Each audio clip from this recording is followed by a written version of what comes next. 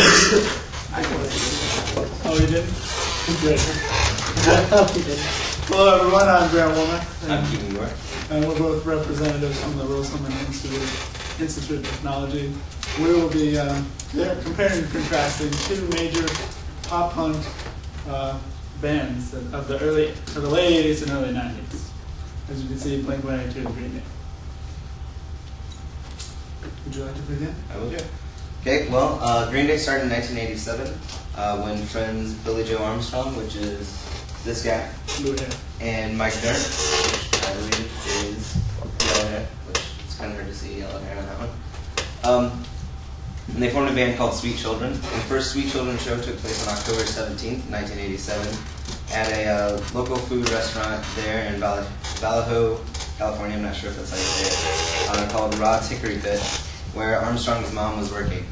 While there, a guy named Sean Hughes was managing the band, and he started helping the band establish a fan base through Rod's Hickory Pit, and he also served as the band's bassist. In 1989, Hughes left Green Day, and Larry Livermore, owner of Lookout Records, saw the band play an early show, and he signed them to his label.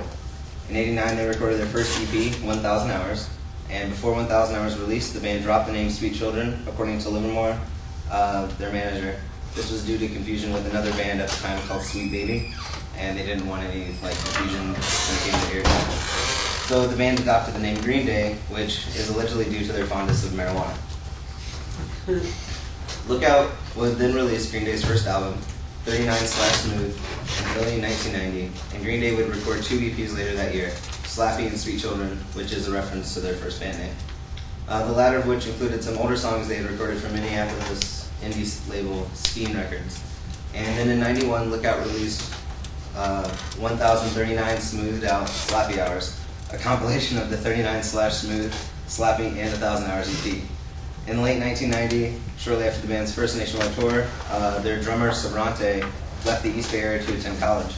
And for a while, Green Day thought that maybe Sabrante was going to be able to stay with them, but as months wore on and he made it clear that he was going to be a full-time student, it turned out that they needed to find a new drummer.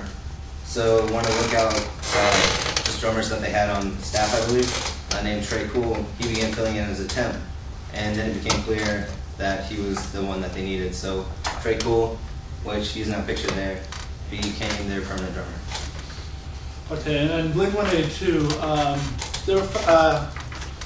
Tom DeLonge, who was the lead singer and guitar player for Blink-182, was expelled from high school and moved to a new town in which he met Mark Hoppus, his sister, and he constantly expressed the fact that he wanted to be in a band. And Mark Hoppus' sister also said that heard her brother always saying, I really wish I could be in a band. So they decided to form a band in which they named Duct Tape, which was not a very intelligent name. And then they decided they needed a drummer, so they were partying one night and they met this guy named Scott Rayner, who became the first drummer of the band. Then shortly after, Tom DeLonge came up with the idea of Blink for the name of the band. So they went on for a few months as Blink, but there was an Irish pop band by the same name who was really angered by the same name, so they decided to change it to Blink-182. And 182 is a reference to the number of times Al Pacino in the movie Scarface says the F word. so that's where that comes from. And then later, Scott Rayner left the band because they were becoming way too mainstream, and he wanted to stay in the underground pop scene. So the drummer from the Aquabats, which is another crazy band, is Travis Barker, and he decided to join the band, and that's when things really started to hit off for them. Okay. Yeah. So, I already talked about that. Yeah. No. Okay, I'll go with Blink this time. Okay, Blink was their music was kind of, well, they didn't really have much talent in the beginning. And they still never really got very much talent because they played very simple chords and very simple songs, but they were catchy, and what made them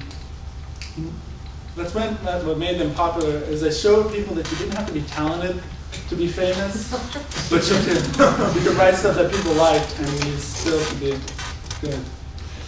When it came to Green Day, being another pop punk band, kind of like Blink-182, but a little bit more darker, they have a lot of the similar music styles when it comes to drumming as well as like guitar chords. One thing is their bass lines can be a little bit more complex than Blink-182's. Also, they have more guitar solos. But when it kind of came down to it, Blink-182 stayed more of a skater punk band, and Green Day went more like this dark, you almost want to say emo punk.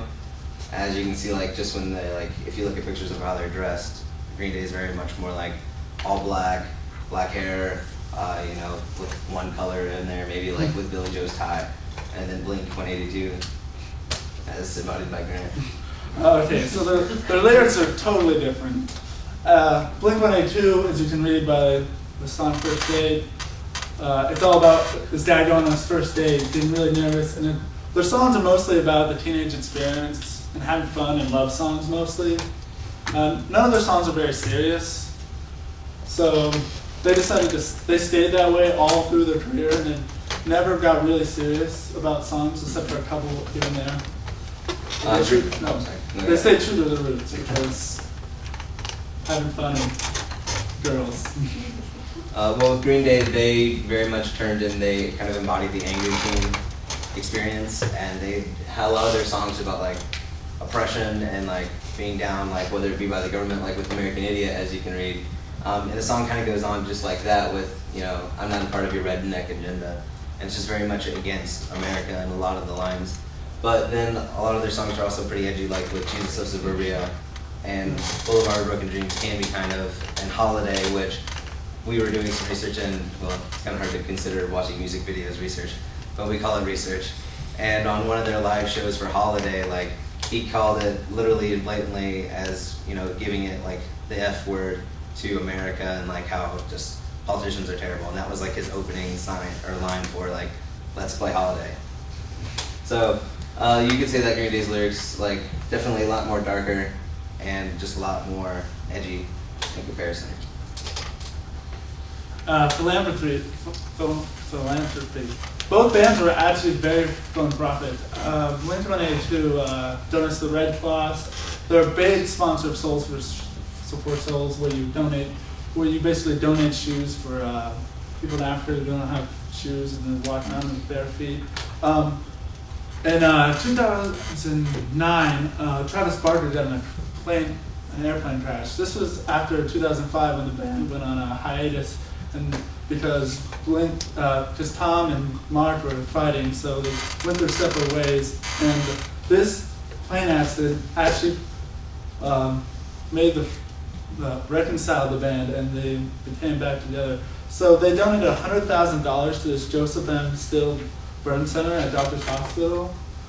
And for random acts of kindness, they have a music video called The Rock Show, in which they were given a check to make this music video, in which it's like, I don't know, millions of dollars. And basically all they did was they cashed the check at a bank and basically handed out money to people.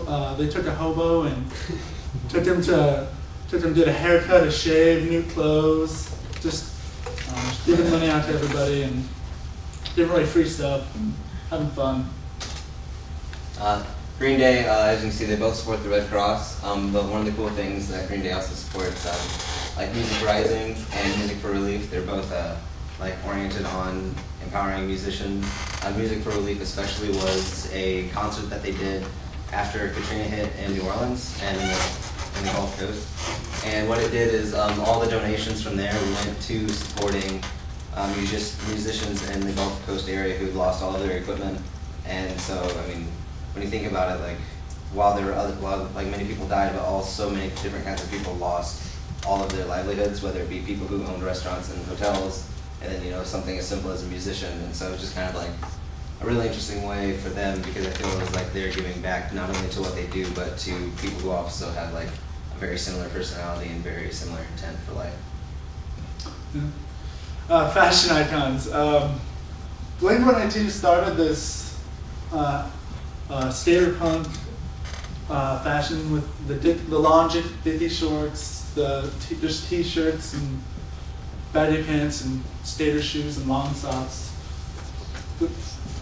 It's not very attractive, but it's about a rebellion against what classy people wear and being normal. So they're not very normal people. So. Green Day is pretty much just as far normal, but also is kind of like in that, I'm not gonna conform, and neither should you. So then we conform together, kind of thing.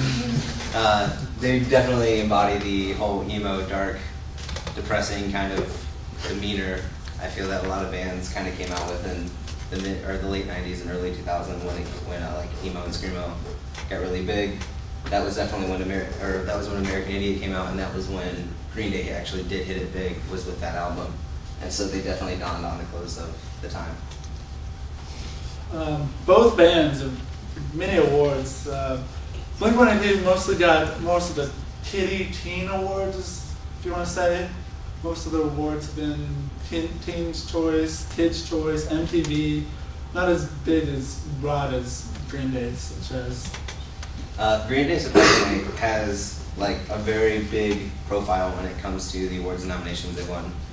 For one site that we went to, they listed over 100 awards and nominations, and these included even a 1995 Grammy for their album called Dookie. And they also had 6 billboards in just 1 year. In 2005, they were awarded the Billboard 200 Album Group of the Year, the Pop Group of the Year, the Hot 100 Group of the Year, Rock Artist of the Year, Rock Song of the Year with Boulevard of Broken Dreams, and Modern Rock Artist of the Year. And they had many other titles and placings among other like competitions, like Kerrang, the Brit Awards. They were also listed like on MTV Euro, America, Australia, TRL, and the MTV Video Contest. And they also placed with Echo and even like more places. So Green Day definitely has a very extensive sheet when it comes to awards. Yeah. Okay, when deciding for the winner, we try to stay with the band and try to stay with the roots. And the thing, Green Day has inspired many bands, but not only inspiring bands, Blink-182 has 4 sub-bands that each member are in, such as Angels and Airwaves that Tom is in, Plus 44, which is Mark and Travis, Boxcar Racer, which had Tom and Travis, and The Transplants, which has Travis. They also inspired groups like Hell Goodbye, All Time Low, Yellow Card, Newfound Glory, Simple Plan, Motion City Soundtrack. The list goes on and on. They inspired this whole punk generation, and they keep together, and they're recording an album right now. Where Green Day, when it came to Green Day's extents and giving back to music after Music for Relief and Music Rising, they kind of stopped there. They have one side project, but they didn't really delve out. In fact, their side project, I believe it's called the Foxborough Hot Tubs, which is literally just all 3 of the same members, just with different stage names. So they didn't really give back. So we chose Blink-182. Any questions before the class? Awesome.